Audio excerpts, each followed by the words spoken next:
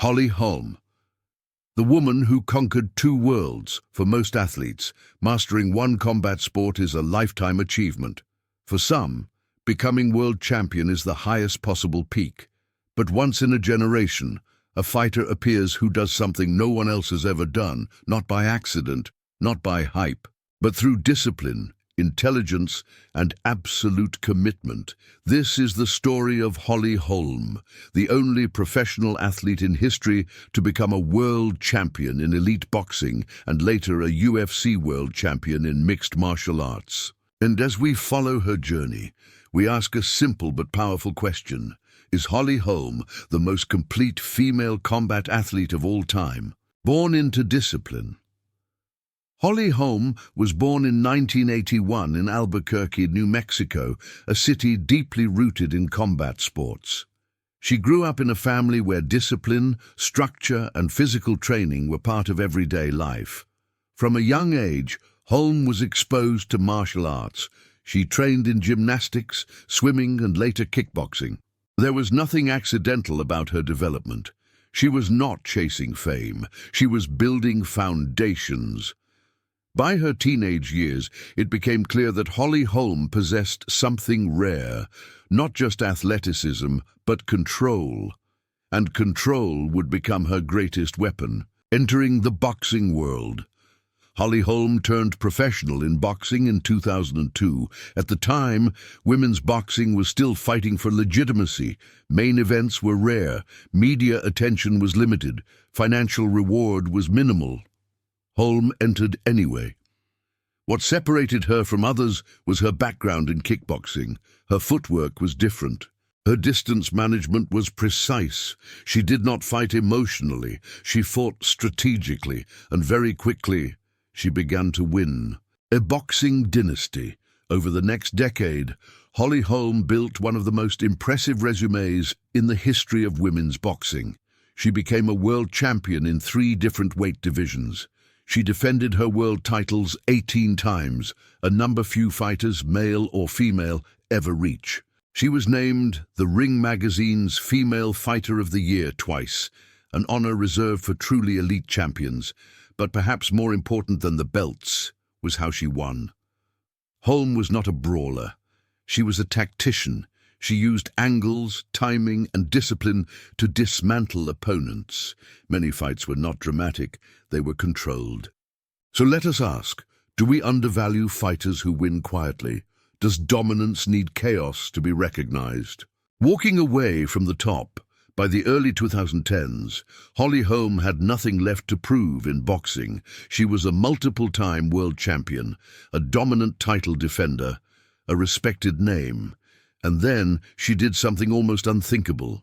She walked away, not because she was declining, not because she was forced out, but because she wanted a new challenge. Holm made the decision to enter mixed martial arts, the most unforgiving and unpredictable combat sport in the world, and she did so knowing full well what awaited her. The MMA transition. Transitioning from boxing to MMA is not simply about learning new techniques.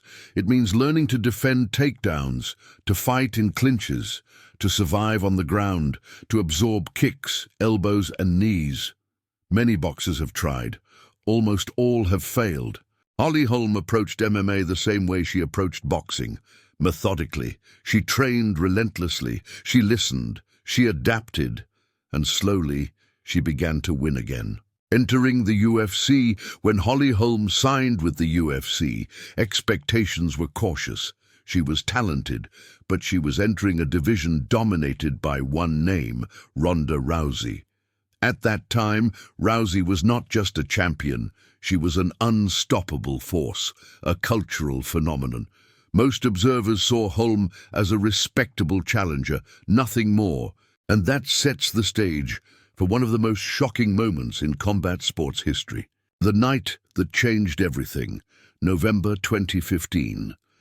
On a night in November 2015, Holly Holm stepped into the octagon to face Ronda Rousey for the UFC bantamweight title. Almost no one gave her a chance.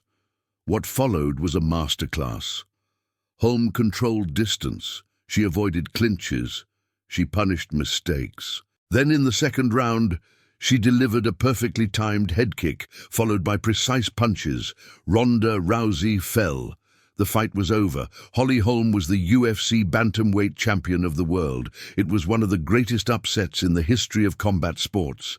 So ask yourself, was this an upset or the inevitable result of preparation meeting opportunity? A historic first.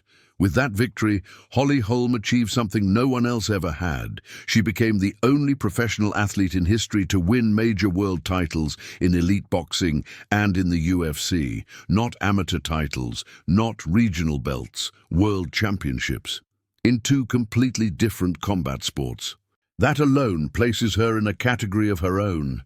Life, after the belt Holm's MMA career, continued with ups and downs, as all real careers do.